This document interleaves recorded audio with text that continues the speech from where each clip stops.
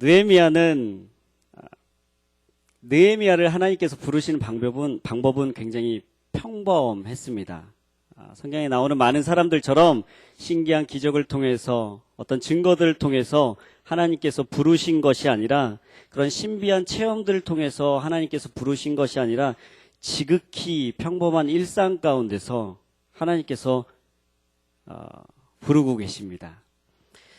신비한 체험도 없고 특별한 기적도 일어나지 않습니다. 그렇지만 느헤미야의 삶 가운데서 들려지는 어떤 한 소식, 바로 예루살렘 성벽을 재건해야겠다라는 그런 마음이 들어오자 그것이 자신의 소명인 줄 알고 하나님께서 말씀하시는 내용인 줄 알고 그 비전을 끝까지 완수하기 위해서 진력하게 됩니다.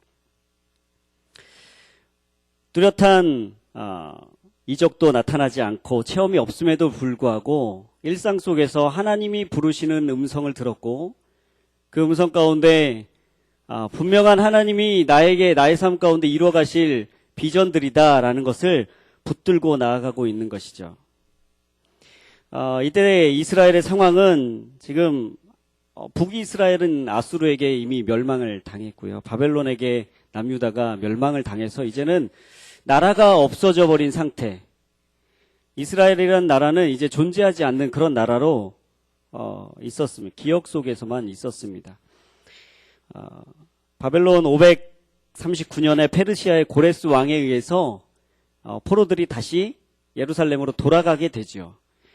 1차, 2차 귀환을 통해서 돌아가게 되지만 어찌된 일인지 느헤미야는 그 틈에 껴있지 않습니다. 이 느헤미야의 시대는 그 후로부터 약 100년 후의 이야기입니다.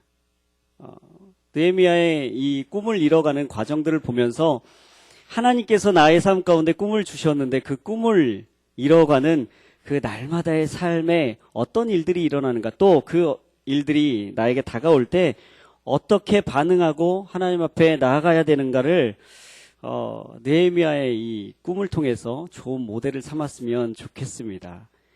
오늘 말씀은 느헤미야의 꿈이라는 말을 하나씩 풀어가면서 여러분과 말씀을 나누도록 하겠습니다. 첫 번째는 느긋하게 해라입니다. 꿈을 가지고 있고 그 꿈을 이뤄가기 위해서는 뭐가 있어야 될까요? 꿈이 있어야 됩니다. 페르시아의 아닥사스다 왕, 이 제국을 통치하던 왕 옆에서 느헤미야는 수를 따르는 관원으로 있었습니다. 나라를 잃어버린 이 느헤미야, 적국에서 2세로 이제 살아가고 있는 것이죠. 그 조상이 적국입니다. 적국의 조상들입니다. 이 페르시아에게는 굉장히 위협이 될 수 있는 나라의 자손인 거예요. 이 사람이 성공할 수 있는 가능성은 거의 희박합니다. 다른 나라에 가서 아무리 열심히 살아도 그 나라에 가서 아무리 높이 올라가도 왕 옆에 가는 것은 쉽지 않은 일이었을 것입니다. 그런데 성경에서는 페르시아 아닥사스다 왕의 옆에서 수를 따르는 관원으로 지냈다고 나와 있습니다. 이 페르시아는 거대한 제국이었습니다. 그 제국에 일꾼이 없었을까요? 똑똑한 사람이 없어서, 믿을 만한 사람이 없어서 적국의 포로로 왔던 2세의 아들을 자기 옆에 두면서 수를 따르게 했을까요? 아닌 것이죠. 이 술관원이 되었다는 것은 굉장히 높은 고위직에 올랐다라는 이야기입니다.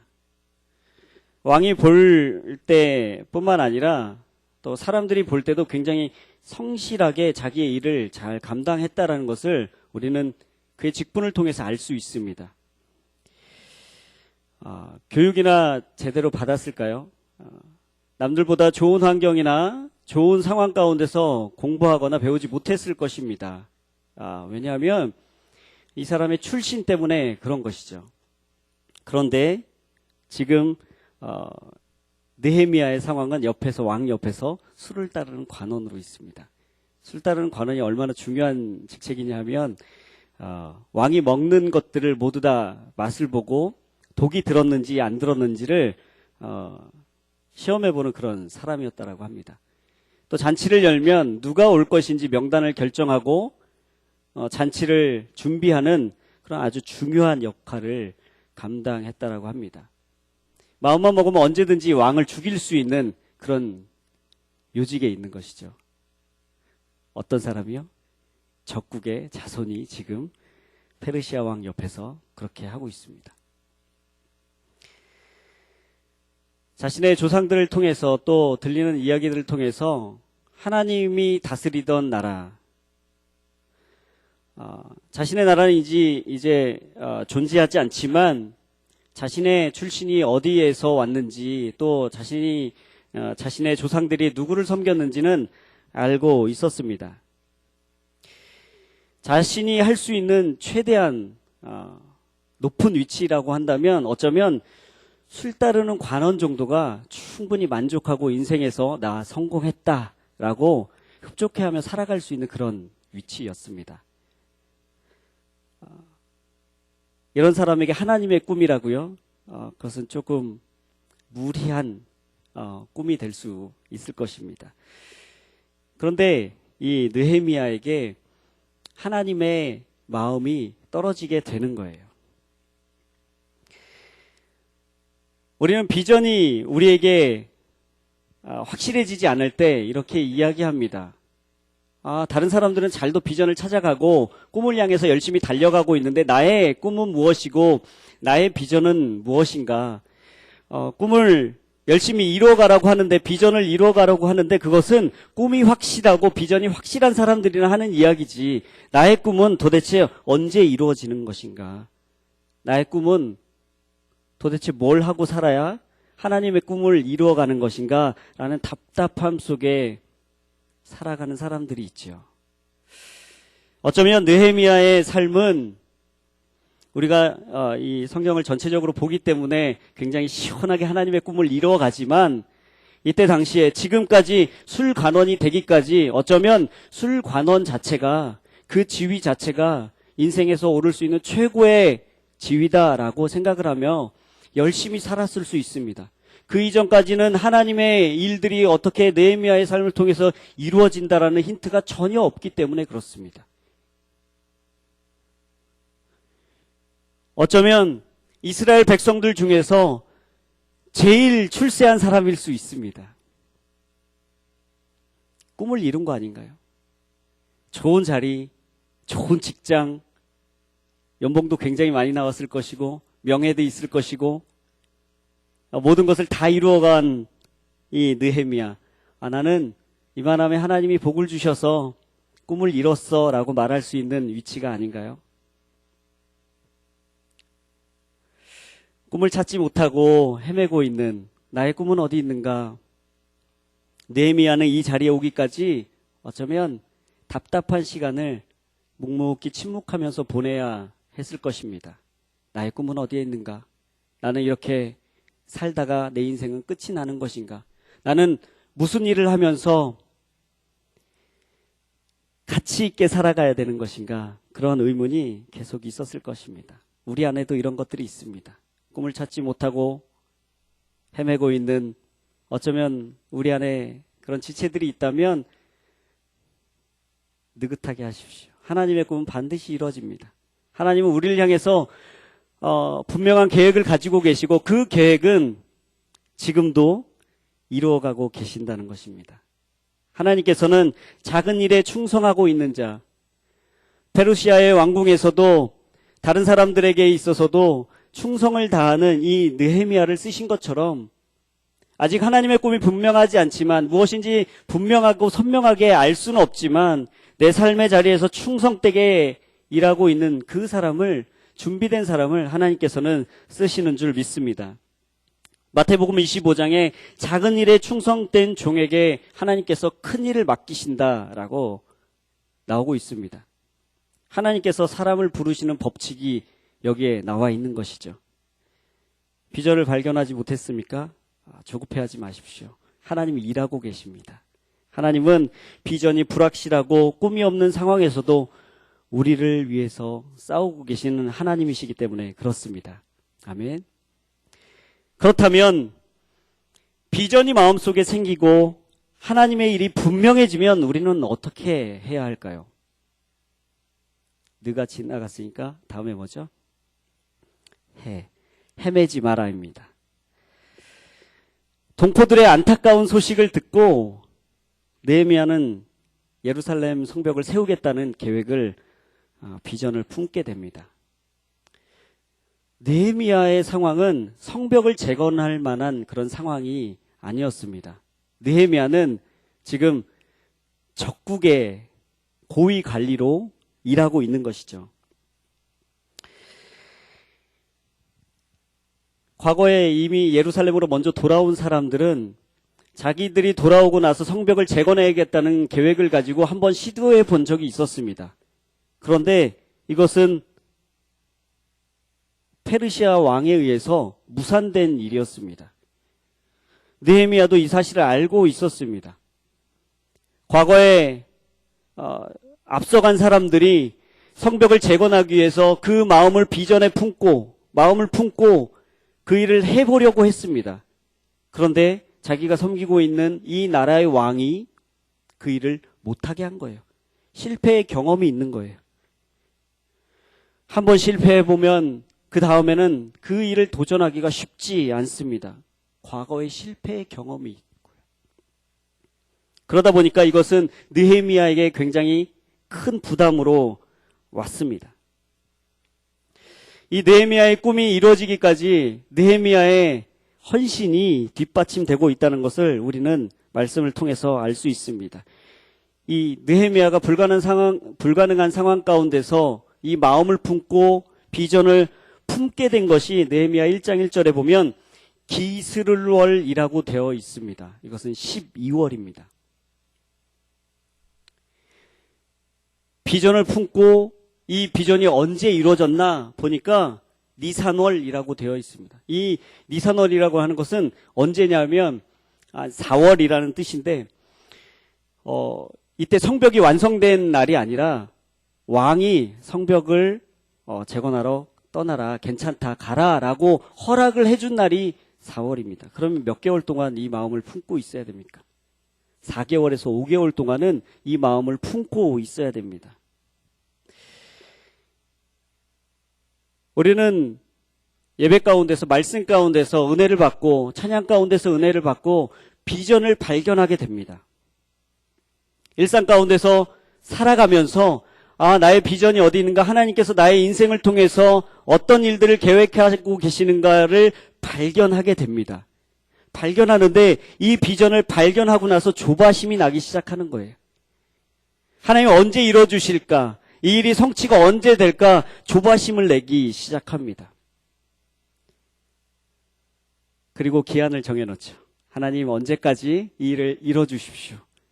하나님의 계획하심은 거기에 있지 않은데 하나님은 오히려 좀 더 기다리고 좀 더 성숙해지기를 기다리고 계시는데 우리는 우리의 타임 스케줄에 맞춰서 하나님을 끼워 넣기 시작합니다. 그만한 인내라도 있으면 다행입니다. 말씀을 보고 눈물을 흘리면서 하나님, 내 비전이 여기 있었군요. 하나님 계획하심이 여기 있었군요. 라고 그 은혜 받은 것은 교회 문을 나서면서 사라지고 다시 헤매게 됩니다. 느헤미야의 헌신은 여기에 있습니다. 느헤미야는 그 마음이 들어오고 나서 그 일이 이루어지기까지 하나님 언제 이루어질까? 절박한 마음이 있고 간절한 마음이 있어서 그 얼굴을 감추지 못해서 왕에게 들켜버리는 사건이 일어나게 되죠. 네 얼굴이 네가 무슨 일이 있는 것 같다 물어보는 왕에게 사실대로 이야기합니다. 그리고 나서 허락을 받습니다. 우리는 어떤 비전들, 도전들이 우리의 삶 가운데 올 때 하나님의 마음이 우리의 마음 가운데 떨어질 때 그 마음이 얼마나 지속되고 오래되고 또 그 마음을 위해서 우리가 얼마나 많이 헌신을 하는지 돌아봐야 합니다. 2015년도가 지난 지 3개월이 되었습니다. 하나님께서 주신 마음들이 각자에게 모두 있을 줄로 압니다. 그 마음들이 차근차근 진행되고 성취되어져 가시는지요? 아니면 그 꿈이 뭔지도 아직 이제 기억도 나지 않는 시간이 흘러버렸는지요? 그래서 처음 인사에 다시 시작하면 됩니다. 늦지 않았습니다. 다시 시작하면 됩니다. 라고 인사했던 것입니다. 대나무는 30m까지 키가 자란다고 합니다.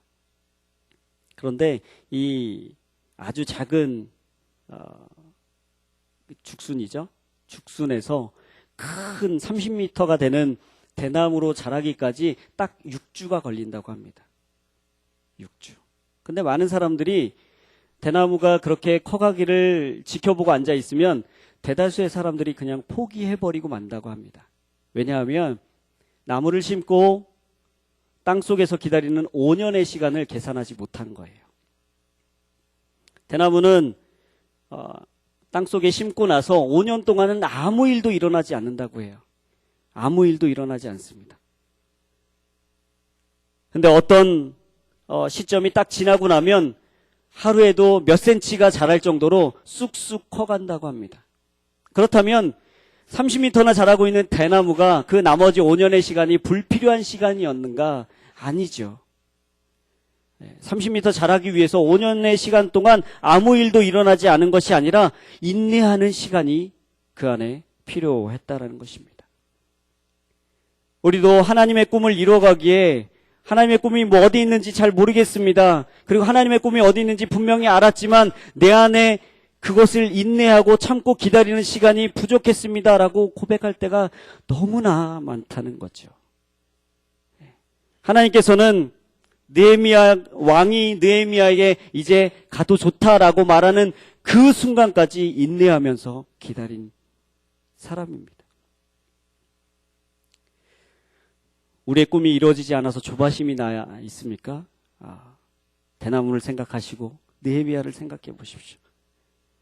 평생의 시간 동안 그 시간을 위해서 어쩌면 준비되어져 왔을 것입니다. 평생을 인내하면서 나의 꿈은, 나의 인생의 목표는 어디에 있는가? 나의 인생의 가치는 어디에 있는 것인가? 고민하면서 살아왔을 것입니다.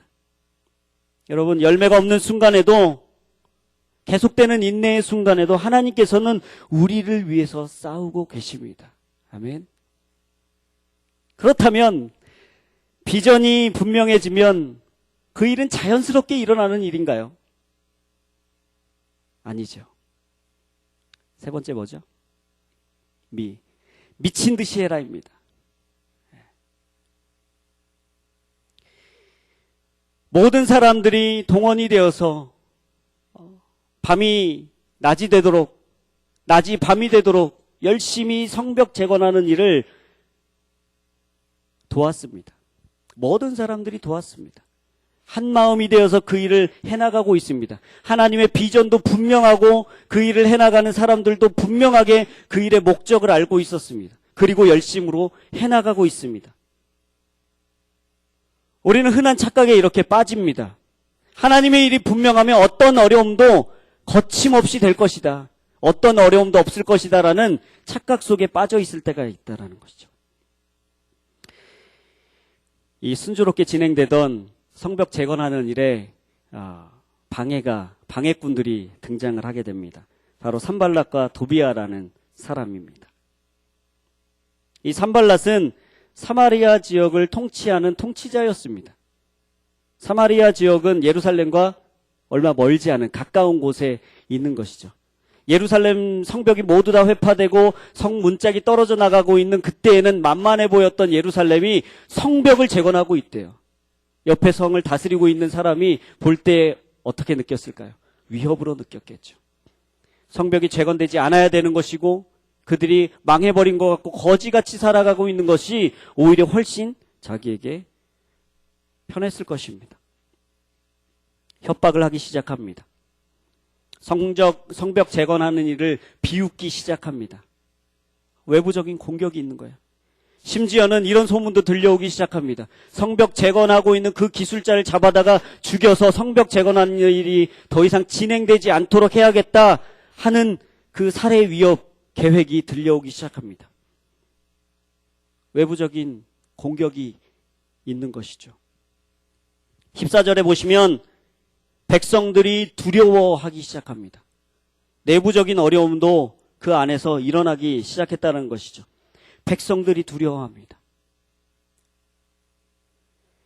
위협 앞에서 사람들의 시선은 좁아지게 되어 있습니다. 위협만 보이는 것이죠. 위협하고 있는 산발락과 도비아만 보였던 것입니다. 그러면서 백성들 사이에선 두려워하는 마음들이 그들을 흔들어 놓고 있습니다. 외부적인 위협과 내부적인 위협 속에서 느헤미야는 어떻게 해야 될까요? 어떻게 해야 될까요? 느헤미야는 이렇게 합니다. 14절입니다. 백성들이 두려워하는 것을 보고 나는 귀족들과 관리들과 나머지 백성들에게 말했습니다. 그들을 두려워하지 마십시오. 위대하고 두려우신 여호와를 기억하고 여러분의 형제와 자녀와 아내와 가정을 위해 싸우십시오. 여러분이 두려워할 것은 산발락과 도비아를 하고 있는 그 사람들이 아니라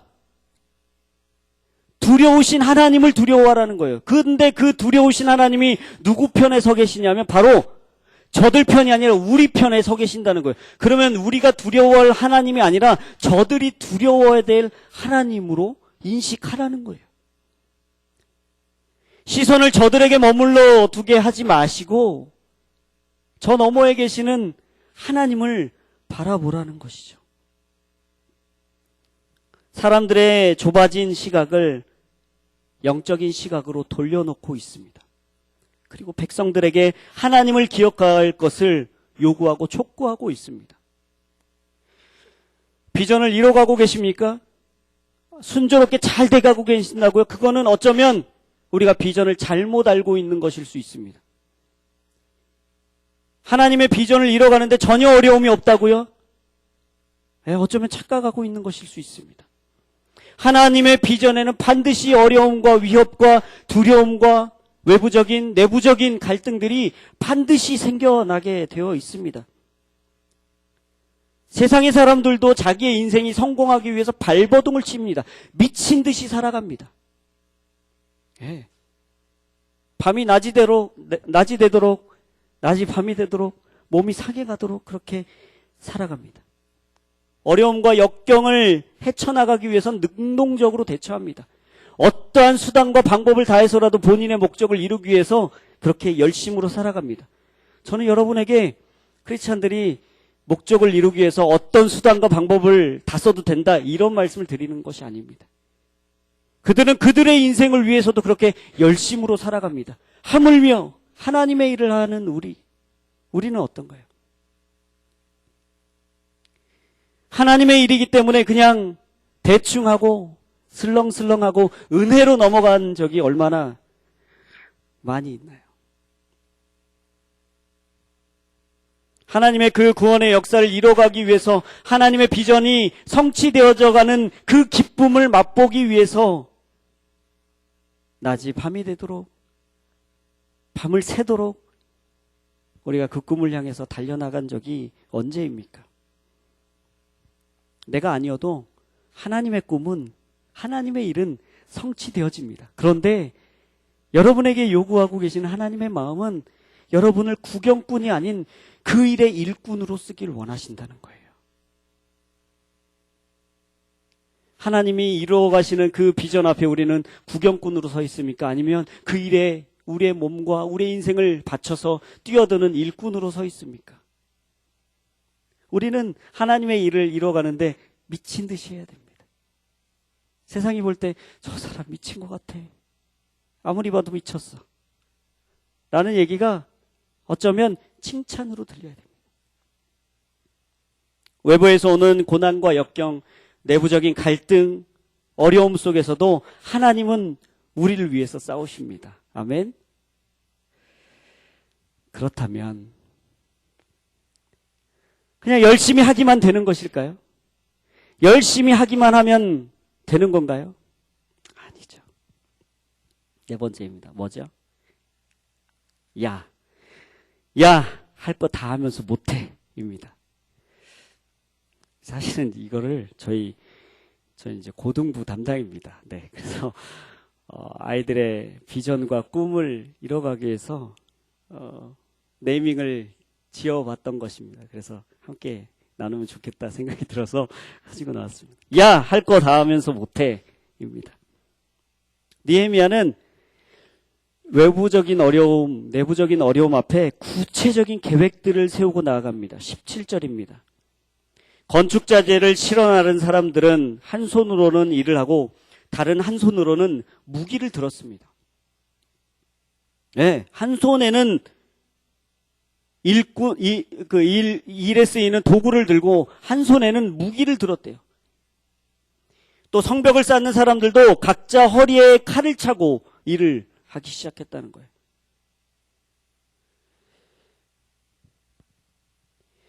하나님의 일을 이루어가는데 그냥 추상적으로 낭만적으로 생각하지 않았다는 것입니다. 실제적인 위협 앞에, 실제적인 두려움 앞에 능동적으로 열심으로 그 일을 방비하고 방어하면서 나아갔다는 것이죠. 하나님은 하나님의 일을 이루어 가십니다. 맞습니까? 예, 하나님은 하나님의 일을 이루어 가십니다. 근데 그 일을 이루어 가시는 과정에 우리가 서 있습니다. 하나님이 이 일을 이루실 것이기 때문에 우리는 아무 방비도 하지 않고 아무 준비도 하지 않아도 하나님의 일은 이루어갈 것이다 라는 것은 우리가 해야 될 말이 아닙니다. 그건 하나님이 말씀하셔야 될 거예요. 너희가 그렇게 게으르게 방관저적으로 앉아 있어도 나는 나의 일을 이뤄갈 것이다 라고 하나님이 우리에게 말씀하셔야 될 것입니다. 우리는 하나님, 내가 우리의 삶을 최선을 다해서 드리고 있습니다. 하나님께서 나에게 주신 지혜를 최대한 동원해서 이 일을 준비하고 있습니다. 크리스찬은 현실적으로 다가오는 어려움 앞에 도망가는 사람들이 아닙니다. 절대 그렇지 않습니다. 오히려 그 일을 돌파해가고 뚫고 나가는 사람들이라는 것이죠. 느헤미야는 마땅한 권리가 있었습니다. 이 일을 함에 있어서 책임자로 있었고 백성들이 내는 세금으로 자기의 몫을 받을 수 있는 그런 권리가 있는 사람이었습니다. 그렇지만 그렇게 하지 않습니다. 자기를 위해서 땅도 사지 않고 자기에게 부여된 월급도 받지 않고 그 가난한 사람들, 없는 사람들을 위해서 그것을 털어놓고 있는 것이죠. 저희 아이들에게 이렇게 질문했습니다. 그러면 자기의 주머니 월급을 털어놓는 사람이 훌륭한 사람인가? 자기의 미래를 위해서 땅을 안 사는 사람이 훌륭한 사람인가? 아니죠. 느헤미야에겐 그것이 최선이었습니다. 어떤 목적으로 이 일을 하고 있느냐가 훨씬 더 중요한 일이라는 거예요. 하나님께서 우리를 세상의 빛과 소금으로 부르셨죠. 저는 이 빛과 소금이라는 말을 할 때 빛 하면 떠오르는 이미지가 있었으면 지금은 바뀌었습니다. 떠오르는 이미지가 어떤 이미지였냐면 바로 초였습니다. 초. 작은 초 하나가 어두컴컴한 이 방안을 환하게 비춰줄 수 있다. 의미가 얼마나 좋습니까? 자기 자신을 녹여서 그렇게 헌신해서 이 어두운 방안을 비출 수 있는 초. 굉장히 좋은 의미죠. 그렇죠? 네. 사방을 빛으로 밝힐 수 있는 그 초. 우리는 이렇게 빛과 소금으로 살아가야 할 때 이 빛의 의미를 저는 어렸을 때부터 이런 이미지로 가지고 살아왔습니다. 근데 어딘가 마음에 들지 않는 구석이 있었습니다. 초하면 자기를 헌신해서 세상을 밝게 만드는 빛의 역할을 감당하죠. 좋은 의미죠. 하지만 왠지 주변 환경에 의해서 훅 불면 그냥 힘없이 꺼져버릴 것 같은 그런 연약한 모습이 있었습니다. 그리고 실제 우리의 삶의 모습 속에도 우리가 크리스찬이라는 이름 때문에 예수님의 사람들이라는 이름 때문에 마땅히 말해야 하고 마땅히 힘을 발휘해야 할 때 힘을 발휘하지 못하고 그냥 힘없이 자기의 의사나 의견들을 접어버리는 것들을 많이 보았습니다. 이것이 마음에 들지 않았습니다. 근데 말씀을 준비하면서 하나님께서 우리를 세상의 빛과 소금, 빛으로 보내셨는데 이 빛이 힘없이 사그라져 버리는 빛이 아니다. 물론 사방을 비추는 빛의 역할도 감당해야 되지만 때로는 문제 앞에서, 역경 앞에서 그 빛을, 사방으로 뻗어나가는 그 빛을 제한하고 절제하고 한 군데로 응축시키고 모아서 마치 레이저처럼 한 곳을 뚫어낼 수 있는 힘도 우리에게 있어야 한다. 그 빛도 하나님께서 우리에게 사명으로 부여하신 빛의 역할이다 라는 생각이 들었습니다. 느헤미야는 외부의 공격 앞에, 내부의 어려움 앞에 그냥 힘없이 사그라들지 않았습니다. 그것을 다른 시각으로 바꿔놓았고 그 어려움들을 뚫어낼 수 있는 영적인 능력을 가지고 사람들을 새로운 시각으로 돌려놓고 있다라는 것이죠. 하나님의 비전을 이루어가는 사람들은 때로는 자신의 욕심은 물론이거니와 마땅한 권리도 내려놓아야 되는 사람들입니다.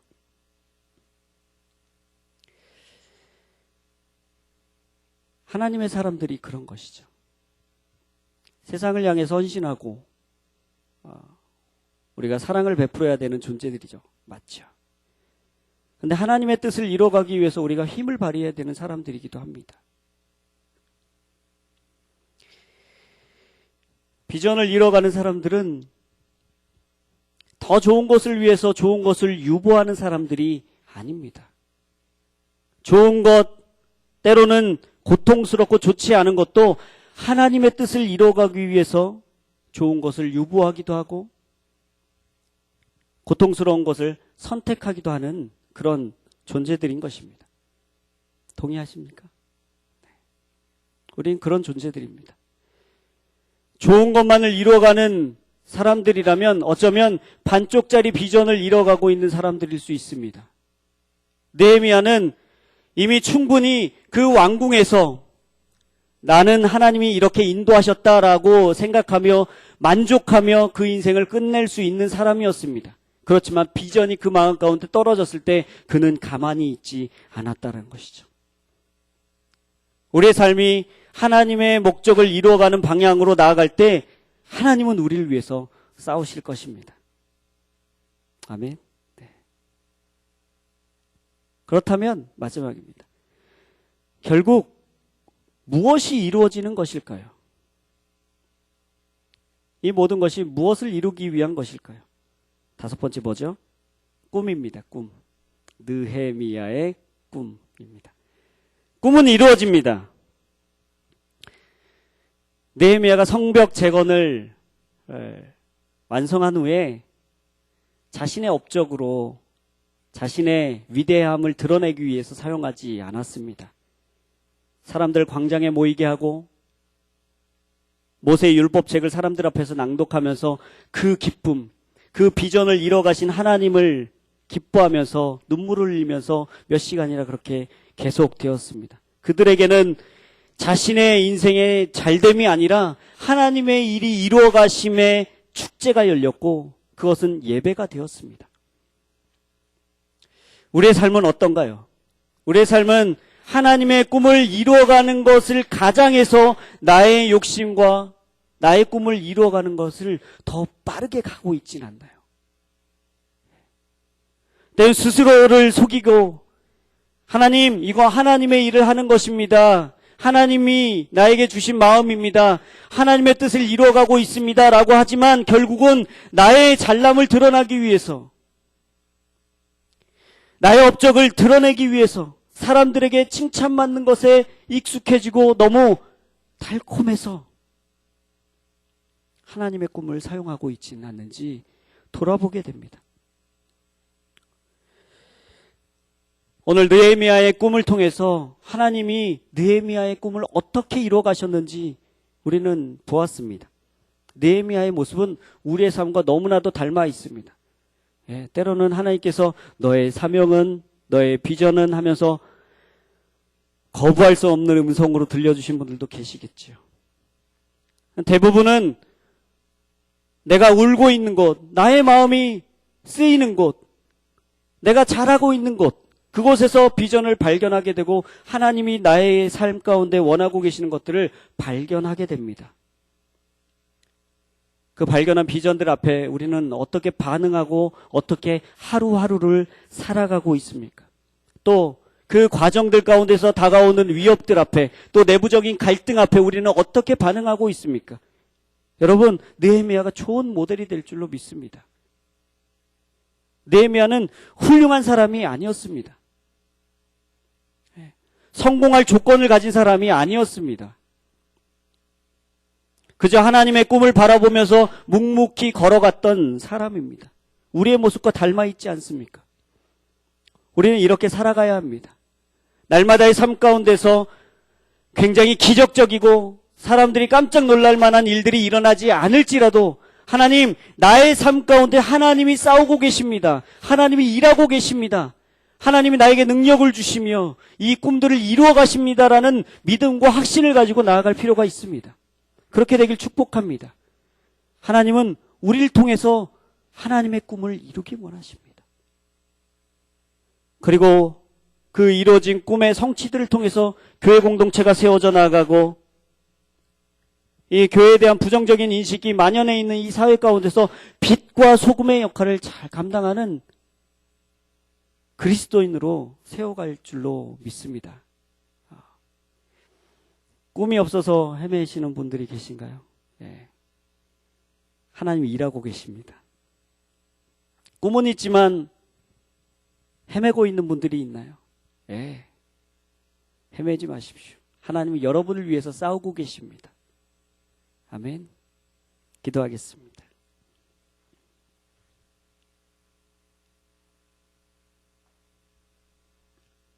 이 시간 함께 기도할 때 말씀을 생각하면서 함께 기도했으면 좋겠습니다. 하나님,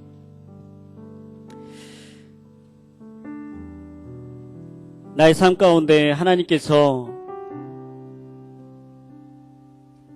계획하신 것들이 있습니다. 하나님, 때로는 하나님의 그 꿈을 발견하지 못해서 답답한 마음이 들 때가 있고, 하나님, 나의 꿈은 무엇입니까? 나의 인생을 통해서 하나님께 어떻게 나의 인생을 살아드리길 원하십니까? 어쩌면 너무 오래되어서 꿈은 알고 있지만 그 꿈을 이뤄가는 동력을 잃어버린 혹시 그런 분들이 계십니까? 이 시간 함께 기도할 때 하나님이 나의 삶 가운데 부여하신 꿈들이 회복될 수 있도록 도와주시옵소서. 꿈을 찾지 못하고 헤매고 있는 하나님 사람들이 있다면 하나님 그 꿈을 보여주시옵소서. 그 보여주시기까지 하나님 충성을 다하며 날마다의 삶을 하나님 충성되게 살아갈 수 있도록 은혜를 베풀어 주시옵소서. 조급하게 생각하지 아니하고 하나님의 꿈이 이루어감을 믿으며 하나님 나의 인생 가운데 계획하신 것들을 믿으며 그렇게 나아갈 수 있도록 역사하여 주시옵소서. 우리의 삶을 하나님 손에 올려놓으면서 함께 기도하며 나아가시겠습니다. 하나님, 우리가 기도하며 나아갑니다. 주님, 우리의 삶 가운데 은혜를 베풀어 주셔서 하나님, 우리를 하나님의 일꾼들로 세워주시고 하나님의 일들을 우리를 통해서 이루어가실 수 있도록 인도하여 주시 감사를 드립니다. 하나님, 때로는 하나님의 계획하심을 발견하지 못해서 헤매고 있는 우리의 모습들이 있습니다. 하나님 도와주셔서 하나님의 꿈을 발견할 믿음의 삶을 살 수 있도록 인도하여 주시옵소서.